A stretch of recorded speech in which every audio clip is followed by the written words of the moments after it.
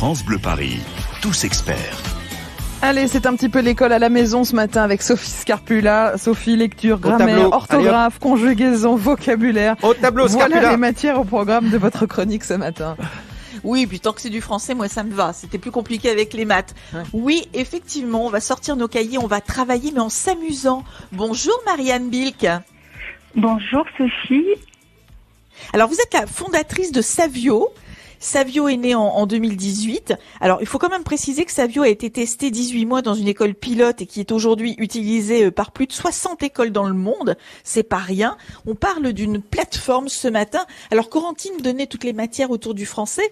Sous quelle forme les proposez-vous, vous ? Alors, on les propose sous une forme un petit peu originale et qui plaît aux enfants, puisque la démarche de départ, c'était de créer un outil que les enfants aiment utiliser, évidemment, pour que les devoirs de français à la maison soient ludiques. Donc, ce sont des parcours illustrés, ludiques, interactifs, où l'enfant peut avancer tout seul.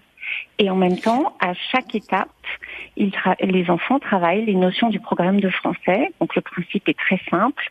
Pour avancer dans le parcours, il faut voir les leçons, faire les exercices, et ça permet de gagner des points et d'avancer. Donc c'est sous forme de jeu en fait, hein. On apprend en jouant. C'est ça le principe. Oui, c'est tout à fait. Ce sont des parcours interactifs et en même temps c'est très très solide puisque c'est utilisé par les écoles et très efficace. Et puis vous avez choisi des thèmes aussi qui sont très tendances, hein. Par exemple découverte, voyage en France, sauver la planète. Ça aussi, ce sont des choses qui parlent beaucoup aux enfants. Puis il y a une mascotte aussi dont je voulais qu'on parle, une mascotte qui leur ressemble. Quel est le but de cette mascotte ? Alors, le site a vraiment été conçu avec des enfants et on a regardé ce que les enfants aimaient faire. Et en fait, les enfants, une des choses qu'ils aiment faire quand ils font des petits jeux sur Internet, c'est d'avoir une mascotte et de personnaliser cette mascotte. Donc, on a utilisé cet élément de jeu que les enfants aiment et on leur a mis sur leur compte qui est personnel. À chaque fois qu'ils se connectent, ils retrouvent tous leurs résultats, où est-ce qu'ils en sont dans leur parcours et leur mascotte. Et donc, pour pouvoir faire évoluer cette mascotte, il faut qu'ils gagnent des points et on ne peut gagner des points qu'en faisant des exercices. Bah, c'est génial. Et puis, effectivement, vous parliez des thèmes.